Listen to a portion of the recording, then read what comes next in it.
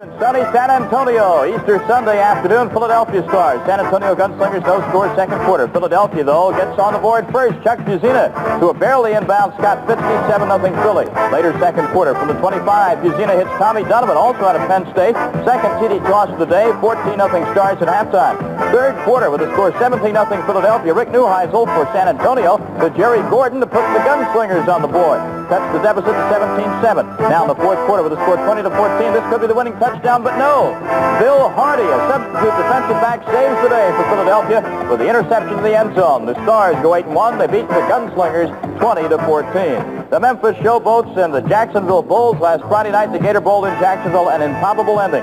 Second quarter, Jacksonville quarterback Robbie Mafu's Larry Mason. The Bulls led at halftime 10-3. But in the third quarter, Memphis quarterback Walter Lewis scrambling as he so often does and sees rookie Derek Crawford out of Memphis State open for the 37-yard touchdown. We're tied at 10. Fourth quarter, 2:46 remaining. Memphis has the football in their own territory on the 26. The handoff to fullback Alan Reed. Hey, Alan, you're going the wrong way. Here comes the pressure. There goes Reed in the end zone, and down he goes for the safety that ends up winning the ball game. Jacksonville gains revenge for an earlier loss to Memphis by beating the Showboats 12-10. Meanwhile, last night at Soldier Field, Chicago, the blitz against the favorite LA Express. Second quarter, 13-7, Los Angeles on top. When we pick it up, Vince Evans handing off to Gary Worthy, who ran for 119 yards in the game, 61 of them here, to set up a one-yard Vince Evans touchdown run, and the blitz would eventually take a 14-13 lead. Last minute of the first half, Larry Canada scores from the one for Chicago. The blitz led at halftime 21-13. In the third quarter, though, quarterback Steve Young, who had a good night running and passing the ball, runs it into the end zone here from 25 yards out.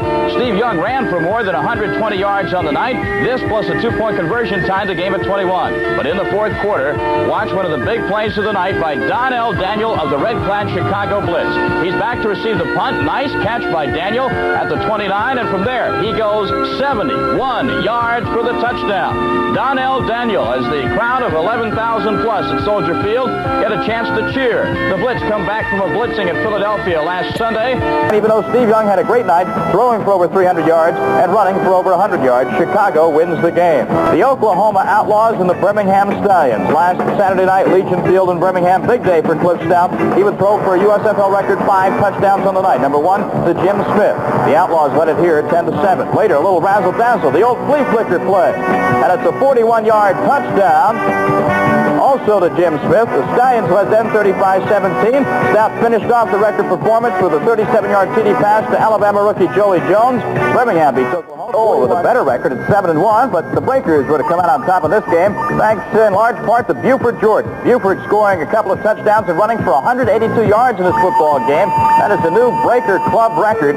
This run here gave New Orleans a 17-3 lead, but we'll pick it up with a score 20-18 in Denver, trying for the two-point conversion that would send the game into overtime.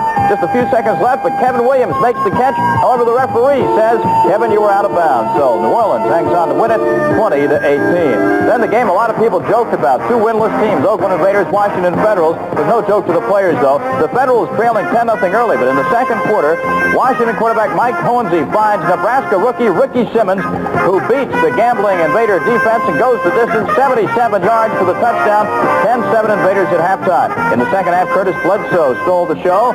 Here he scores on a 5-yard run. Later on, Bledsoe bursts through the line, sheds tacklers, and goes for a 37-yard score. Curtis Bledsoe running for over 150 yards in the day. The Washington Federals have that first win, and how sweet it was.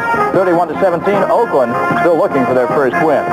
On ESPN last Saturday night, hope you saw the shootout at the Astrodome. Arizona Wranglers, Houston Gamblers. What a show we had offensively. Big night for Jim Kelly, quarterback of the Gamblers. Second quarter, Kelly hits a wide-open Richard Johnson 53-yard touchdown pass. That made it 17-3. Later on, Kelly says, you like that one? Watch this one. This one goes to Ricky Sanders, 77-yard touchdown play. The Gamblers, one of the most explosive offenses in the USFL.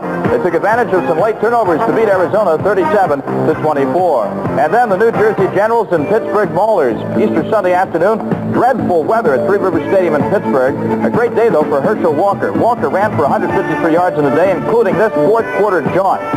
Now that run by Walker led to this 4-yard touchdown burst by Herschel. Pittsburgh had led 10-0. This made it a 10-7 ball game. Later on, Herschel's running mate, Maurice Carson, who's had a lot of big runs this year for the Generals, scores what proves to be the winning touchdown. New Jersey runs its record to 7-2. They beat Pittsburgh 14-10.